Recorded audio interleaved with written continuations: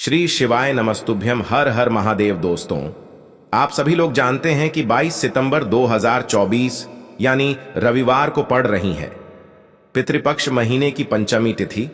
और दोस्तों, ये जो पंचमी तिथि है वो पितृपक्ष महीने में पड़ने वाली सबसे बड़ी पंचमी है, क्योंकि यह पितृपक्ष महीने में रविवार के दिन पड़ रही है। तो दोस्तों, रविवार के दिन आपको ये उपाय अवश्य ही करना चाहिए। और दोस्तों, आप सभी लोग जानते हो रविवार पंचमी का अगर सबसे बड़ा कोई उपाय है तो वो एक चावल के दाने वाला उपाय है। तो दोस्तों, इस रविवार पंचमी के दिन आप लोगों को इस एक चावल के दाने वाले उपाय को जरूर करना है।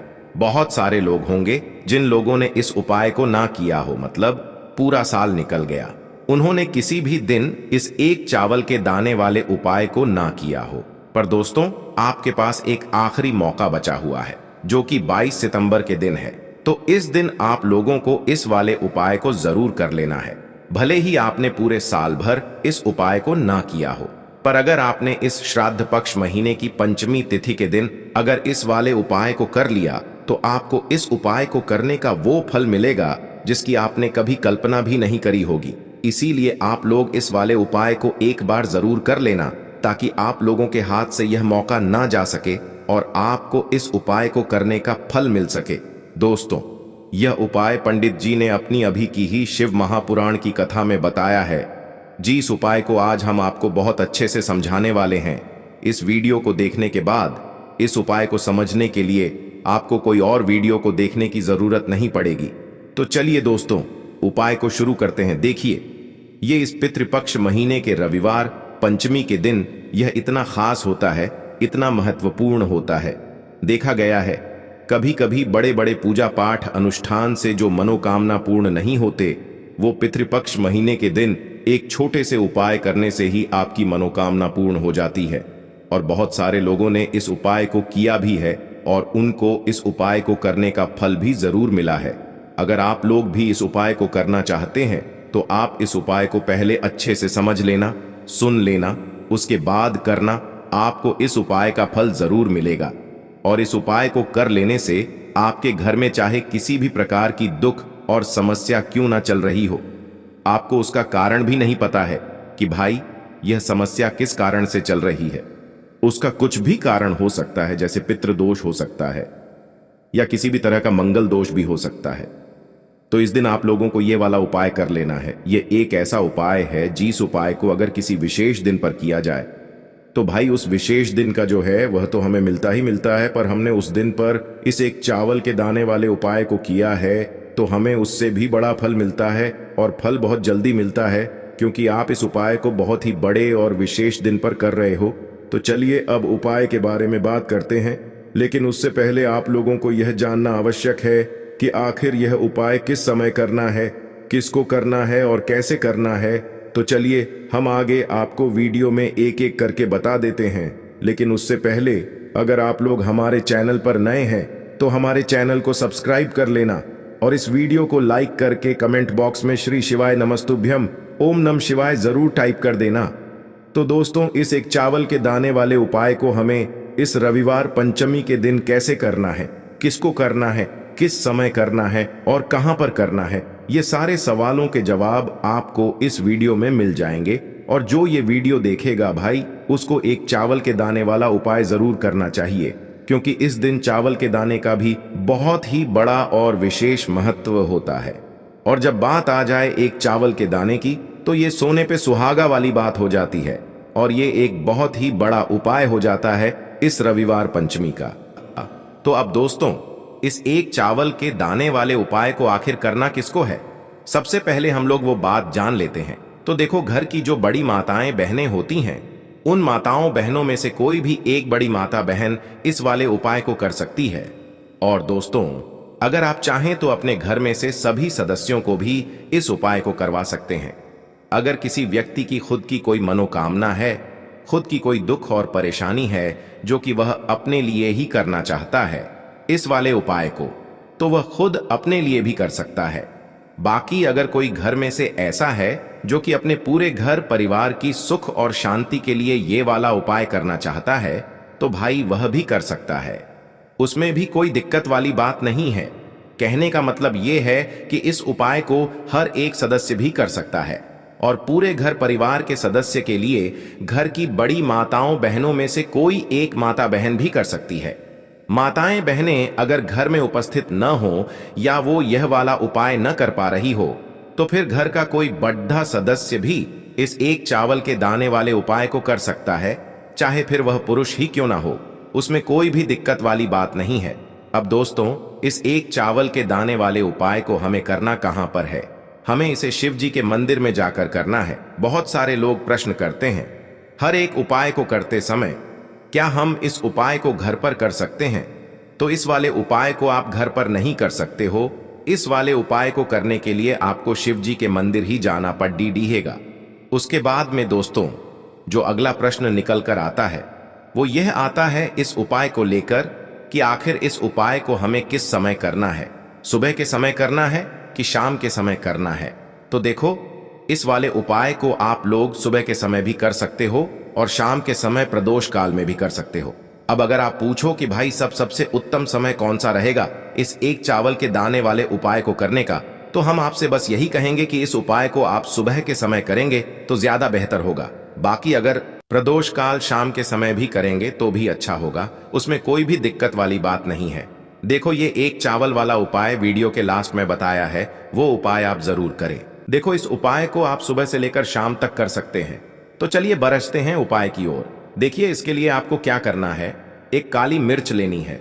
देखो, ध्यान से समझना, एक काली मिर्च लेनी है और ध्यान देना है कि काली मिर्च कहीं से भी खंडित नहीं होनी चाहिए। फिर इसके बाद आपको लेना है एक गोल बाती का दीपक। देखिए, दीपक आप चाहे तो माटी का ले ले, और यदि आपके पास माटी का दीपक नहीं है तो आप यह दीपक शुद्ध आटा लगा करके एक दीपक बना सकते हैं। बस आपको ध्यान देना है कि उस आटे में आपको नमक या हल्दी का प्रयोग नहीं करना है। ठीक है, तो आप एक बढ़िया सा दीपक बना लें और उस दीपक में गोल बाती लगा करके उस दीपक में आपको घी भरना है। देखो, गाय का शुद्ध घी आपको उस दीपक में भरना है। अब क्या करना है, आपको इन दोनों चीजों को लेकर चले जाना है। बेलपत्र के पेड़ के पास देखिए, देखो, गुरुजी ने अपनी अभी की शिव महापुराण कथा में भी बताया था, जो भी व्यक्ति प्रदोष काल में जो भी एक दीपक प्रज्वलित कर देता है उसके घर पर धन की कमी नहीं हो सकती। देखो, यदि आपके घर के आसपास कहीं बेलपत्र का पेड़ नहीं है या घर से काफी दूर पड़ता है और आप जा नहीं सकते, तो आगे हम ये भी बताएंगे कि कैसे इस उपाय को करना है। अगर बेलपत्र वृक्ष ना हो तो देखो, अब आपको प्रदोष काल में इन दोनों चीजों को लेकर चले जाए बेलपत्र के पेड़ के पास में। अब क्या करना है, सबसे पहले आपको उत्तर दिशा की ओर मुंह करके आपको खड़े हो जाना है और जो आप दीपक लेकर गए हैं उससे आपको बेलपत्र की जड़ में प्रज्वलित करना है। दीपक प्रज्वलित करने के बाद आपको एक काली मिर्च अपनी हथेली पर रखना है और बेलपत्र के पेड़ का आपको 5 बार परिक्रमा लगा लेना है। और यदि आप परिक्रमा बेलपत्र के पेड़ का नहीं लगा सकते हैं तो आपको दीपक को चारों ओर कुछ इस तरह से क्लॉकवाइज 5 बार घुमा देना है, मतलब आरती करना है। और घुमाने के बाद आपको उसी काली मिर्च को दीपक में डाल देना है और वहीं पर बैठकर हाथ जोड़ करके आंख बंद करके आपको जो भी आपके जीवन में समस्याएं हैं, घर से लक्ष्मी जी का निवास नहीं है, घर में लक्ष्मी जी प्रवेश नहीं कर रही है, और भी जीवन में जो भी समस्याएं हैं, तो उस समय आपको विनती करनी है। ठीक है, अब इसके बाद यदि आपके घर के आसपास कहीं बेलपत्री का पेड़ नहीं है तो आपको इन सब चीजों को लेकर चले जाना है शंकर जी के मंदिर में। और शिव जी के मंदिर पहुंचकर आपको क्या करना है, आपको इसी एक दीपक को आपको शंकर जी के मंदिर की जो चौखट होती है ना, वहां पर आपको इस दीपक को जलाना है और दीपक जलाते समय आपका मुख उत्तर दिशा की ओर होना चाहिए। दीपक जलाने के बाद आपको क्या करना है, एक काली मिर्च अपनी हथेली पर रखना है और आपके जीवन में जो भी समस्याएं हैं, चाहे वो समस्या परिवार को लेकर हो या फिर धन को लेकर हो, वो अपनी वह समस्या बोलनी है। और बोलने के बाद आप उसी काली मिर्च को दीपक में डाल देना है और आपकी कामना पूर्ण हो जाए, घर में लक्ष्मी जी का निवास हो, ऐसी कामना आपको कर लेनी है। देखिए, शंकर जी की मंदिर की जो चौखट होती है ना, उसमें 33 कोटि देवी देवता निवास करते हैं। यदि आप वहां पर दीपक जलाते हैं तो इससे भगवान शिव तो प्रसन्न होते ही है, साथ ही आपको 33 कोटि देवी देवताओं का आशीर्वाद प्राप्त होता है और वह सभी प्रसन्न होते हैं जिनकी आशीर्वाद से आपकी कामना 100% पूरी होती है। तो आप ये उपाय जरूर करिएगा। आप बहुत ही छोटा सा उपाय है करके देखिएगा।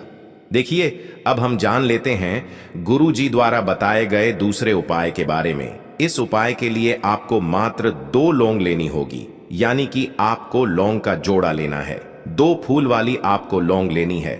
लौंग का जोड़ा कहीं से भी खंडित नहीं होना चाहिए, इस बात का ध्यान रखें। इसी के साथ में आपको लेना होगा लाल चंदन का पाउडर। देखिए, यदि आपके पास लाल चंदन की लकड़ी है तो उसे घिसकर भी आप चंदन के रूप में प्रयोग कर सकते हैं। यदि पाउडर है तो उसका भी आप अपने उपाय के लिए प्रयोग कर सकते हैं। देखिए, चंदन जो है वो तेज का प्रतीक माना गया है और साथ ही साथ जीवन के अंधकार को दूर करने का प्रतीक माना गया है।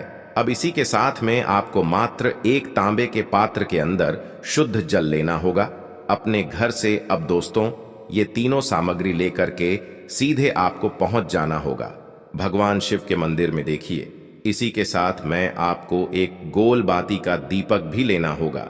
दीपक आप मिट्टी का भी ले सकते हैं, शुद्ध घाटा मढ़कर उसका भी तैयार कर सकते हैं। और दीपक में आपको शुद्ध घी का प्रयोग करना है। लेकिन जैसे ही आप इन सभी सामग्रियों को मंदिर में लेकर के पहुंचेंगे, मंदिर में जैसे ही आप चौखट के वहां पर पहुंचेंगे तो मंदिर की चौखट के सीधे तरफ आप जो अपने साथ एक गोल बाती का दीपक लेकर के आए हैं, उसे आपको सबसे पहले तो प्रज्वलित कर देना है। यानी कि जैसे ही आप मंदिर की चौखट के वहां पर प्रवेश करते हैं तो उसके सीधे तरफ आपको ये गोल बाती का दीपक प्रज्वलित कर देना है। अब देखिए, जैसे ही आप यह दीपक प्रज्वलित करेंगे तो आपकी जो भी मनोकामना है उससे आपको बोल देना है। आप इस दीपक को इस प्रकार से प्रज्वलित करने के बाद इन सभी सामग्रियों को आपको शिवलिंग के पास में लेकर पहुंच जाना है। अब देखिए दोस्तों, आपके पास जो एक तांबे के पात्र के अंदर शुद्ध जल है, उसमें से आपको केवल आधा लोटा जल ही भगवान शिव के शिवलिंग पर अर्पित करना है। आधा लोटा जल आपको उसी पत्र के अंदर बचा लेना है। अब दोस्तों, आपके पास जो 2 लौंग हैं, यानी कि लौंग का जोड़ा है, उससे आपको अपना नाम और अपने गोत्र को बोलते हुए आपकी जो भी समस्या चल रही है, आपके जीवन में जो भी परेशानी उत्पन्न हो रही है, उन्हें आपको बोल देना है। और ये जो लौंग का जोड़ा है, इसे आपको भगवान शिव के शिवलिंग पर अर्पित कर देना है। जैसे आप ये 2 लौंग शिवलिंग पर चढ़ाएंगे तो अपना हाथ जो है वहां पर आपको रखना है और महादेव से आपको प्रार्थना करनी है कि मेरे जीवन की ये जो परेशानियां हैं, ये सभी दूर हो जाएं। यानी कि आपके जीवन में धन की संबंधित परेशानी चल रही है, कर्ज की समस्या चल रही है, बच्चों का पढ़ाई लिखाई में मन नहीं लग पा रहा है, घर के जो आर्थिक संकट है वह सभी दूर हो, व्यापार आपका ढंग से नहीं चल पा रहा है, घर में रोग की स्थिति बनी हुई है, यानी कि जिस भी प्रकार की आपकी समस्याएं हैं उसे आपको महादेव से बोल देना है और महादेव से इन सभी समस्याओं को दूर करने के लिए आपको प्रार्थना कर लेनी है। अब देखिए दोस्तों, आपने जो 2 लौंग शिवलिंग पर समर्पित की थी, उससे आपको वहां से उठा लेना है और इन दोनों लौंग को आपको शिवलिंग से उठा करके सीधे उससे जल के पात्र के अंदर डाल देना है। यानी कि अपने आधा लोटा जल और बचाया हुआ था, उसी के अंदर आपको ये 2 लौंग डाल देनी है। और साथ में आप जो लाल चंदन लेकर के आए थे, उस लाल चंदन को भी आपको उसी पात्र के अंदर डाल देना है। यानी कि आधा लोटा जल और बचा हुआ है तो उसी आधे लोटे जल के अंदर आपको ये लाल चंदन भी डाल देना है। अब देखिए, इस आधे लोटे जल में है जिसमें अपने 2 लौंग डाली है, लाल चंदन डाला है, उसे सीधे लेकर के आपको पहुंचना है बेलपत्र के वृक्ष के वहां पर। देखिए, बेलपत्र का वृक्ष यदि आपके घर पर है तो वहां पर आपको आ जाना है। आपके घर के आसपास कहीं भी है तो वहां पर आपको पहुंच जाना है और उसके बाद आपका जो मुख है वह उत्तर दिशा की ओर होना चाहिए। और उसके बाद आपको अपना नाम और अपनी गोत्र को बोलना है और पुनः अपने जो भी परेशानियां शिवलिंग के पास में बोली थीं, उन्हें आपको वापस से बेलपत्र के वहां पर भी बोल देनी है। और ये जो आधा लोटा जल और है, इससे आपको पूरा बेलपत्र के वृक्ष की जड़ में श्री शिवाय नमस्तुभ्यं इस मंत्र का जाप करते हुए समर्पित कर देना है। तो बस इतना सा उपाय आपको करना है। जो भी आपकी परेशानी है, समस्या है, उससे महादेव निश्चित ही दूर करेंगे। अब दोस्तों, हम जान लेते हैं तीसरे चमत्कारी और विशेष उपाय के बारे में। देखिए, ये उपाय बहुत ही चमत्कारी है क्योंकि इस उपाय से आपके जिम्मे तेज की वृद्धि होगी। यानी कि जीवन से जितना भी अंधकार ही वो सभी दूर होगा तो इस उपाय के लिए आपको मात्र एक गुड़ का टुकड़ा लेना है। गुड़ का टुकड़ा आपके जीवन में तेज की वृद्धि करता है और साथ ही साथ आपके जीवन से जो अंधकार है उसे दूर करता है। इसी के साथ मैं आपको एक चावल दाना यानी कि अक्षत का दाना लेना है। ये चावल का दाना आपके जीवन में सुख शांति को लेकर के आता है। आपके जीवन में धन की जितनी भी परेशानियां हैं उन्हें समाप्त करता है। इसी के साथ मैं आपको मात्र एक हरा मूंग लेना है। हरा मूंग जो है वह बुध ग्रह को प्रसन्न करता है। देखिए, हरे मूंग का उपाय करने से बुध ग्रह मजबूत होता है और बुध ग्रह के मजबूत होने से बुद्धि, ज्ञान और विवेक की प्राप्ति होती है।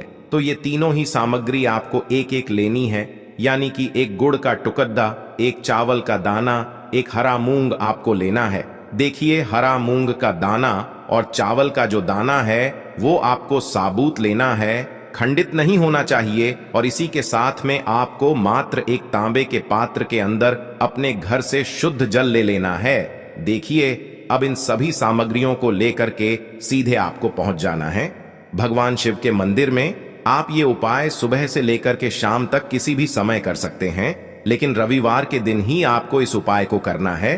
तो सबसे पहले तो ये जो एक गुड़ का टुकड़ा है, एक चावल का दाना है और एक हरा मूंग का दाना है, उन तीनों को आपको उस जल के पात्र के अंदर डाल देना है। लेकिन यह जो उपाय है आपके जीवन की सारी परेशानियों को दूर करने के लिए होता है। लेकिन विशेष मनोकामना तीनों सामग्रियों से ही आपकी परिपूर्ण हो जाती है। देखिए, यदि आपके जीवन तेज होगा तो सभी आपसे वार्तालाप करेंगे, सभी आपसे बात करेंगे और आपका जो मान सम्मान है वह बढ़ता है। और चावल का जो दाना है वह धन में वृद्धि करता है, मन की शांति के लिए होता है। और हरा मूंग जो है वो बुद्धि, ज्ञान और विवेक की प्राप्ति के लिए होता है। अब देखिए, यह जो एक पात्र है इससे आपको भगवान शिव के शिवलिंग पर धीरे धीरे अर्पित कर देना है। श्री शिवाय नमस्तुभ्यम इस मंत्र का जाप करते हुए और तुम रुकेश्वर महादेव का मन में स्मरण करते हुए। लेकिन तुम रुकेश्वर महादेव का स्मरण करने से यह जो उपाय है और अधिक प्रभावशाली हो जाता है। तो तुम रुकेश्वर महादेव का स्मरण करते हुए यह उपाय करने से आपके जीवन में जो भी अशांति है वह सभी दूर हो जाएगी। तो इस प्रकार से आपको ये सुंदर सा उपाय कर लेना है। इसके बाद बात करते हैं तीसरे उपाय की। देखो, ये उपाय बहुत ही अचूक उपाय है जो आपको करना है। देखो, इस उपाय के लिए आपको 2 दीपक लेने हैं। देखो, दोनों दीपक आपको मिट्टी के दीपक लेने हैं। उसके बाद आपको दोनों दीपक को प्रज्वलित करने के लिए आपको लंबी बाती लेनी है और ये दीपक घी और सरसों के तेल से दीपक प्रज्वलित करने हैं। ये सब लेने के बाद आपको लेना है एक कटोरी में कच्चा दूध थोड़ा सा लेना है। उसके बाद आपको लेना है एक लोटा जल। देखो, गुरुजी ने इस उपाय के लिए बताया है कि ये उपाय आपको प्रदोष काल में करना है। कहते हैं कि बेलपत्र के वृक्ष में प्रदोष काल के समय में महादेव वास करते हैं। उस समय हम कोई भी उपाय करते हैं तो उसका फल हमें अवश्य मिलता है। देखो, अब ये सब सामग्री लेकर आपको प्रदोष काल में चले जाना है बेलपत्र के वृक्ष के वहां पर।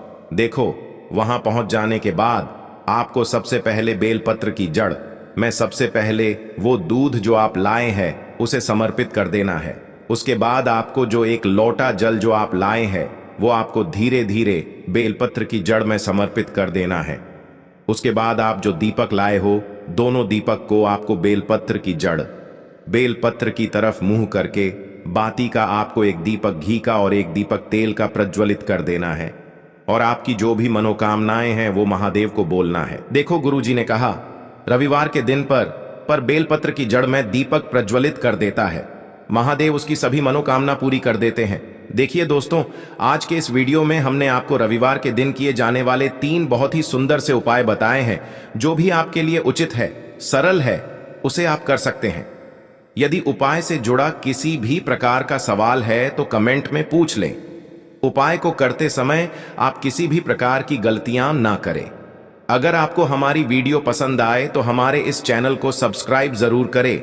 हर हर महादेव, ओम नमः शिवाय।